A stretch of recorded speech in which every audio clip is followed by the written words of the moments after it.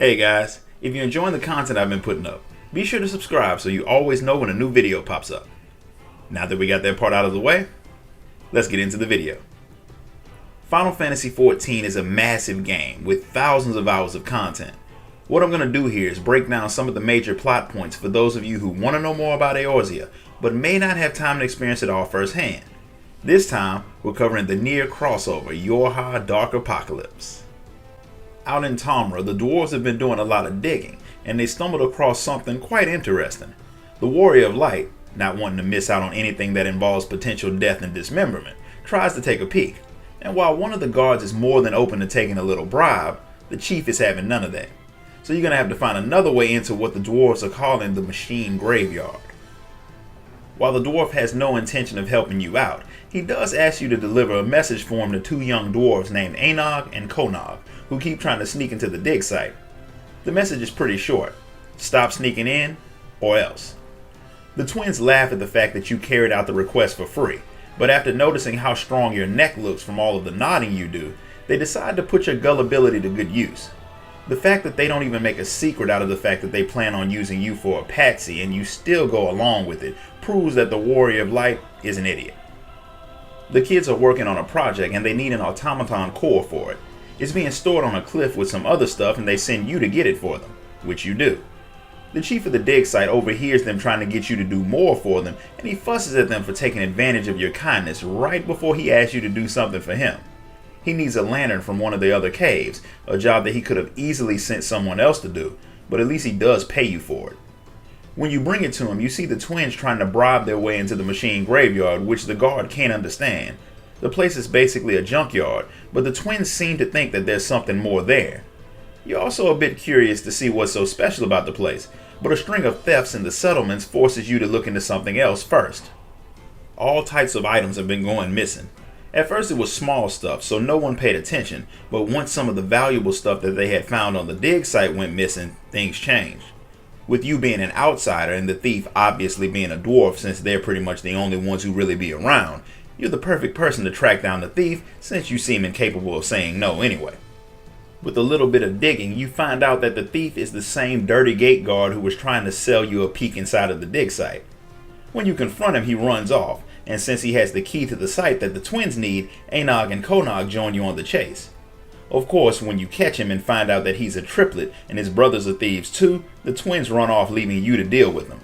It's not like they're strong or anything, but it's the principle of the thing. Abandoning people to fight alone is shameful.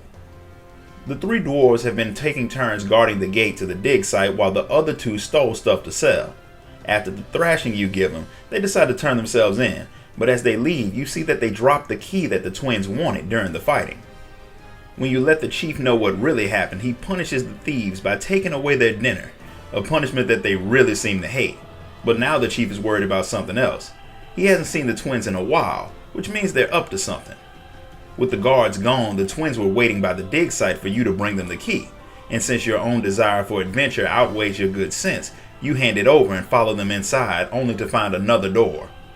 The twins have a key for this one too, and it's made up of a pile of bombs. You know, blowing things up in a tunnel could make the whole thing collapse, but since the mountain didn't fall down on top of the three of you, you all head deeper inside, only to find an unconscious woman with a force field around her body, protecting her from a relentless beating from a group of very poorly designed robots. The twins pull more bombs out of their bottomless pockets and blow the robots apart. All of the noise brings the dig site chief running. I mean, what did you actually think would happen? And he's not happy, but the twins ignore him and go to check on the girl. Now, for all of you Nier buffs, you may recognize the woman as 2B in a white dress, but she's not. She calls herself 2P, and while the twins want to know more, like why their bombs didn't blow her up too, she says all of that can wait. She needs to stop something she calls the machine life forms from doing something that she won't explain by reaching the center of the ruins that lie behind a massive door in the area. While she won't explain anything, she wants you to follow her. The twins are quick to do it, but the chief doesn't see this ending in any way but bad, so he asks you to watch out for them since you can't stop them from putting themselves in harm's way. The large door that 2P leads you to is locked as what she calls a last line of defense to keep people out, but the twins produce even more bombs that make short work of the lock, and since they found the place, they definitely want to see what's inside. knowing that you can't stop them, and because you want to see what's inside yourself. You enter the place known as the Copied Factory. The place is not empty, and your entrance triggers an alarm that causes the machines who 2P claims are acting against their will to attack you. The factory is a technological marvel, way more advanced than pretty much anything else you've seen on the first, and 2P seems to know her way around quite well. Deeper inside, you face even bigger machines, some of which get hacked by an unknown source and are sent after 2P, who seems to be their true target. After taking down another machine that is literally the size of a construction site, 2P detects the energy signature of the hacker, who you should recognize if you played Nier Automata, as 9S. When he sees you with 2P, he lets you know that she's his target, but if you fight with her, he has no problem killing you both.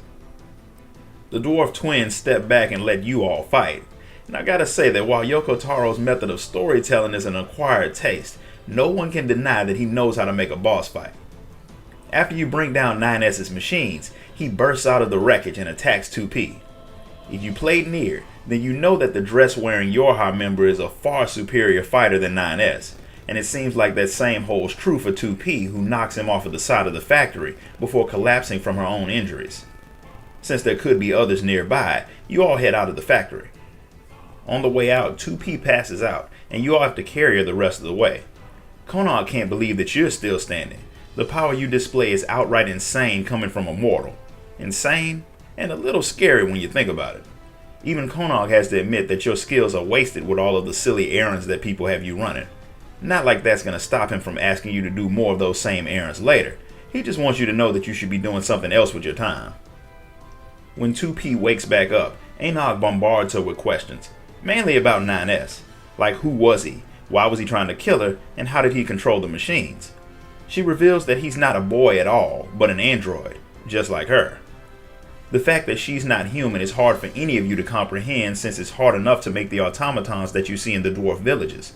There's no one alive, at least that the dwarves know of, that can make machines that can pass for humans and fight like gods. But android or not, it doesn't explain why 9S tried to kill you.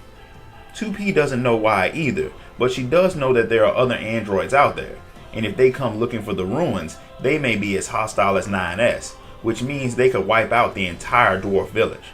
Konog is freaked out by this, but Anog reminds him that you have a strong android ally and an extremely violent assistant, meaning you, to protect them, not to mention a lot of bombs.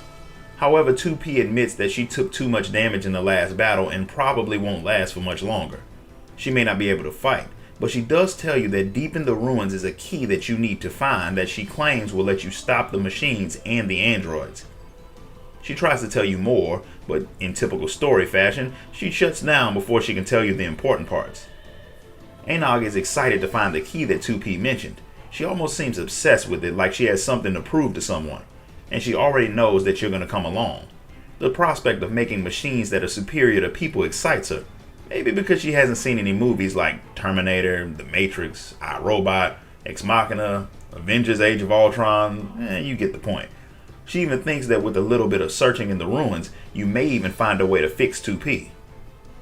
Konog is a little less trusting of the vague super android. He doesn't know whether anything she said is true at all, especially since he has no idea what will happen if you find this key of hers and give it to her. They might make things worse. The twins argue, but they decide to leave the choice to you. Do you rush forward, putting your blind faith in 2P to see what adventures await? Or do you take Konog's path of caution and less potential risk, but a chance for less rewards? Either way, they both want to explore the factory. After searching around, you find a lot of different things along with a damaged pod. The thing springs to life, apparently not as damaged as it seemed, which is a little disappointing to Anog since she wanted to take it apart and see what made it tick. With a little more searching, you all find something even more interesting.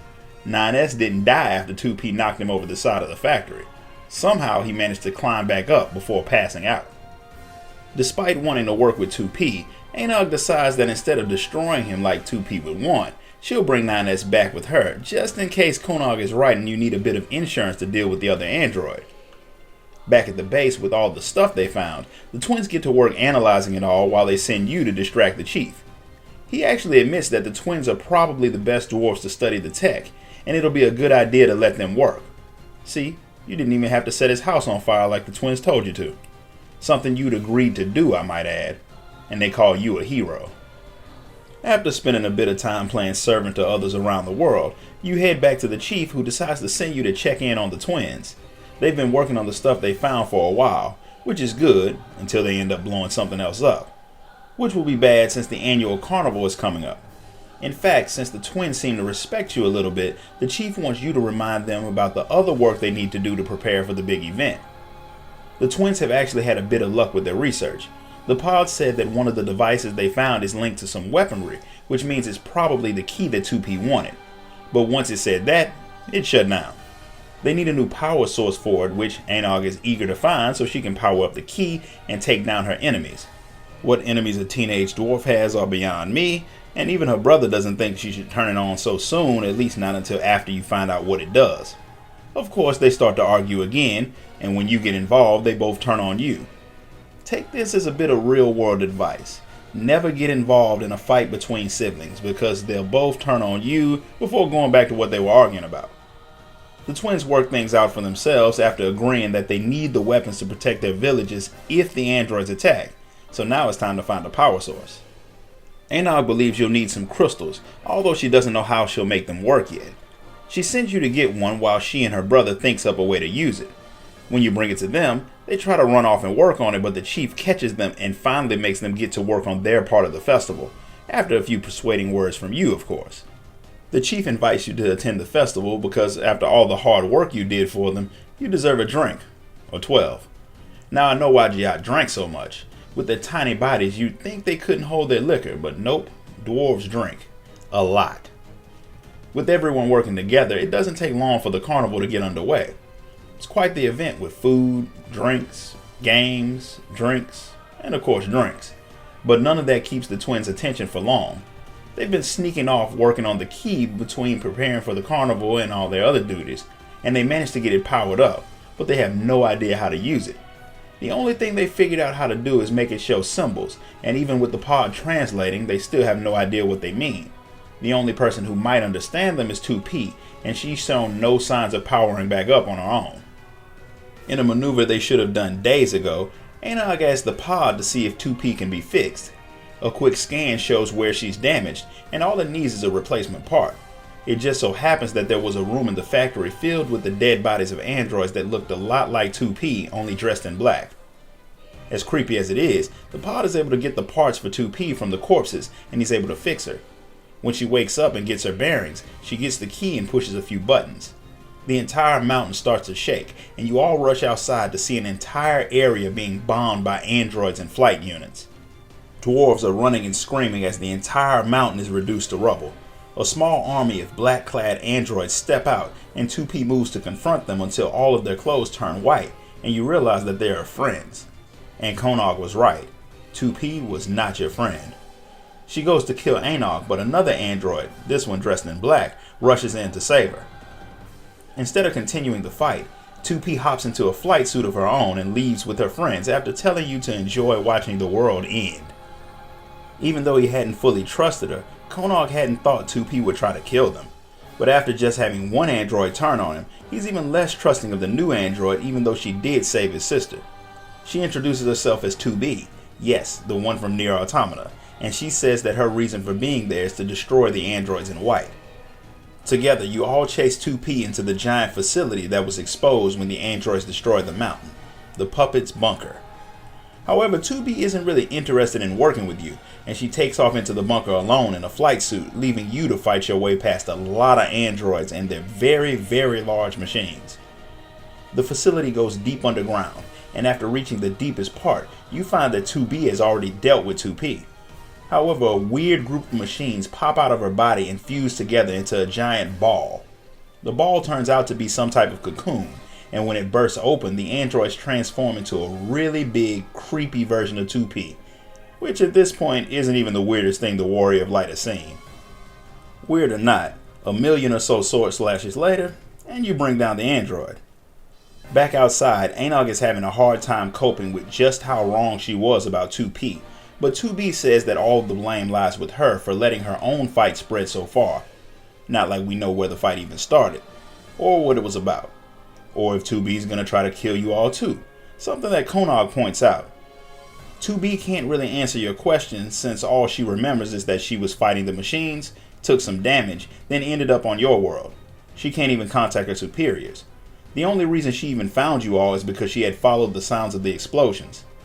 She does know that the machine life forms were made by aliens, and Yorha's job is to reclaim the planet from the invaders. She basically didn't tell you much of anything, but when you mention 9S, she asks to see him. Since things can't get much worse, Konog takes her to him. He hasn't been operational since your fight, but it turns out that he's 2B's partner, and she needs him if she's going to beat the machines, which means she wants your help waking him up. The twins have some experience with this since they helped 2P, but Anog is still shaken up after everything that happened. It doesn't get better when the other dwarves show up demanding retribution for the damage caused by the android attack. They blame the twins since they did kinda break into the dig site, wake up the androids, find the key, give it to 2P, and lead the machines there, which does kinda make it their fault. However, in the midst of Anog admitting that it was all her fault and taking whatever punishment the dwarves come up with, 2B comes out and takes all the blame. Seeing the android makes the dwarves run away, all except for the chief. He decides to speak to the other dwarves to make them be a little less hard on the kids. Konog goes to thank 2B for her help, but she doesn't care. She has other things to do, and she takes 9S and leaves, probably to find a way to revive him. When you and Konog leave to check on Anog, she's nowhere to be found. Konog goes everywhere looking for his sister, but she's nowhere to be found. And to make matters worse, the dwarves are not in a forgiving mood. The attack killed and severely injured a lot of their people. One dwarf's wife even lost her unborn child during the attack, and despite his attempts to apologize, Konog can't undo what he's done. He searches high and low for his sister, going to all of her usual spots, but she's not in any of them. Not knowing what else to do, he heads back into the puppet's bunker. You find him on the lowest floor, standing in front of something that wasn't there before. A giant white ball. He's seen it before, but he isn't really in the state of mind to explain it to you. Fortunately, the echo takes over and shows you a vision of Anog and Konog exploring the mountain long before the androids ever appeared. An earthquake hits, and large boulders fall toward Konog. Anog pushes him out of the way, saving him but knocking him unconscious. When he wakes up, he searches all over for his sister, finding pieces of her clothing, but he doesn't find her. He does find the same large white orb that you found him standing in front of. He calls out for his sister, and weird symbols appear on the ball before a blinding light flashes and a maskless dwarf girl appears. She speaks in the same strange language that the orb did, but after scanning Konog, she adopts the personality of his sister, meaning that the girl who's been hanging around with Konog all of this time may not have been his sister at all, but a creation of this strange device. So the question is, whatever happened to the real Anog, and where did this strange orb come from? It's been a while since Anog disappeared after the incident in the puppet's bunker, and despite what the dig site chief thought, she hasn't come back, and the dwarves still haven't forgiven Konog. He had expected Konog to run off after his sister, but instead the young dwarf has just stayed in the tunnels alone. To add to all of the chaos, the chief has to get his men back organized and working, so he doesn't have time to look in on Konog much, so he sends you to do it. And since he really has nobody else, you agree to check on the poor kid. You find him unconscious on the tunnel floor with a really bad fever. He tries to shrug it off so he can go look for his sister, but you make him stay put while you go tell the chief. The chief panics and rushes off to get some medicine from his wife, but, as you should have guessed, Konog is gone when the two of you get back. You check around the area, and when you don't find him, you head back to the last place you had found him, inside of the bunker. This time the chief comes with you, and after a run that is just designed to test your patience, you find Konog unconscious next to the giant white orb. It glows white, and dozens of 2Ps step out of it. You get ready to fight them, when all of a sudden 2B and 9S run in with Anog. Even though you need some answers, Anog tells you that there's no time and you have to destroy the orb immediately. Before any of you have a chance to attack it, the androids all start to make a weird noise before they vanish along with the orb. The bunker starts to shake violently, and you all rush outside just in time to see a tower appear out of nowhere, stretching into the sky for miles. Anog curses about the fact that you were all too late, and although you still have no idea what's going on, she claims that she can't waste time explaining. You all have to destroy the sphere, or what 2P has started will destroy the whole world. Since Anog helped revive 9S, the two androids are going to help you take down the machines. Anog asks the chief to get the unconscious Konog out of there while the four of you head into the tower. The tower is huge and extremely unsettling, with the machines spouting things that 9S calls nonsense over the intercom. The doors are locked, and 9S hacks into them, allowing you to fight the defenses in cyberspace. The first few monsters should be recognizable to those of you who played the original Nier, and if you haven't, you'll get the chance when Nier Replicant comes out in a few weeks. The creepiest defense is the Red Girl from Nier Automata. I've come to realize that when you fight something with the name Red in the title, the fight's gonna be brutal. Or do I need to remind you all about the Red Chocobo in Bajra? After you deal with her, you come across an elevator that will take you all the way to the top of the tower, with you fighting two giant robots on the way because nothing could possibly be easy. At the top of the tower, you see your creepy Red Girl friend again, doing something with the white light that is pushing the orb into the sky, forming a hole in midair.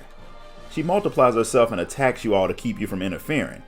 9S, 2B, and the Warrior of Light try to stop her, but she floats off into the sky, merging with the orb and expanding the hole into the unknown.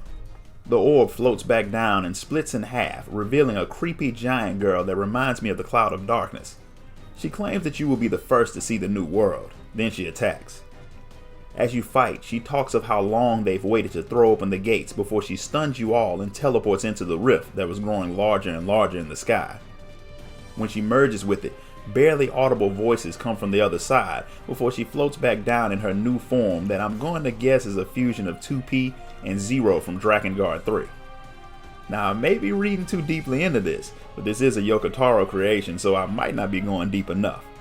The new creature's name is Her Inflorescence. Now, inflorescence is the flower head of a plant. Since the boss is specifically called Her Inflorescence, I think it's meant to mean her flower. Zero had a flower growing out of her eye that had merged with her at the time of her death, turning her into an intoner, which is basically a really powerful god. The flower had a mind of its own, and sensing that it wasn't exactly a noble being, Zero tried to get rid of it. First, she tried to dig it out of her body, and when that didn't work, she tried to kill herself. All that did was cause the flower to make 5 more intoners, who all had a bit of Zero's power. They went off to do a lot of bad things, so Zero set out to kill them all. The story is way more complicated than that, but explaining it in detail would literally take hours.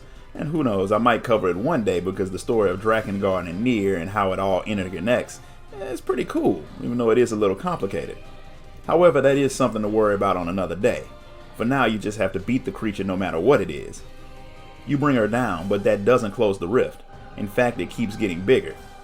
2B and 9S try to close it, but they don't seem to be having any luck. So Anog steps forward. She hands you a letter to give to Konog and tells the androids that she'll help them close it from the other side. She tells you to take care of her brother before she digitizes and teleports into the rift in the same way the Red Girl had, proving that she wasn't the real Anog, but a product of the orb. When she enters the rift, it seals with a loud explosion that knocks you all unconscious. You wake up to see both 2B and 9S are dead, but the pod has recorded a message that they left. 2B had discovered that 2P and her allies, the tower and the giant girl you fought, all came from the orb, just like they did. It was a portal between worlds, and its main purpose is to destroy the first. The problem was, as long as the 2 androids remained on the first, the link between the worlds could never be severed, so they had to shut down in order for the portal to close. But they wanted to leave a record of all the things they did on the first, so they uploaded their memories to the pod so it could tell you. Once the message finished playing, 2B, 9S, and the pod vanish. Then the tower itself begins to fade, forcing you to flee for your life. I don't care how fast you run, that tower was taller than heaven on high.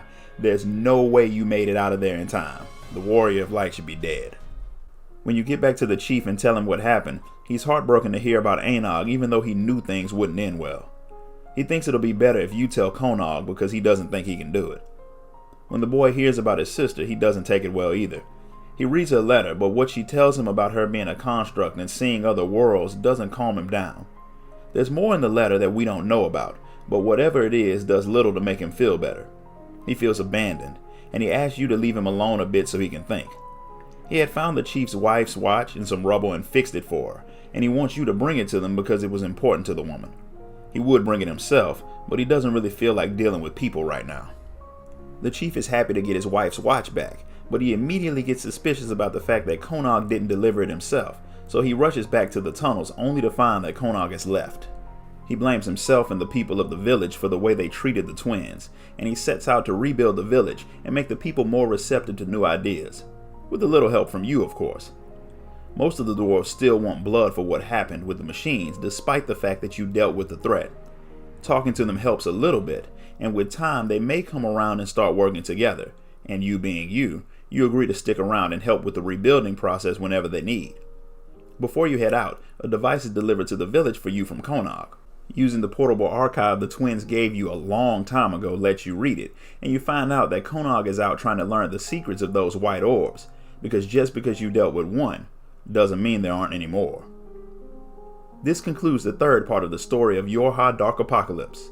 If you enjoyed this video, give it a thumbs up, and make sure you subscribe so you don't miss out on the next video.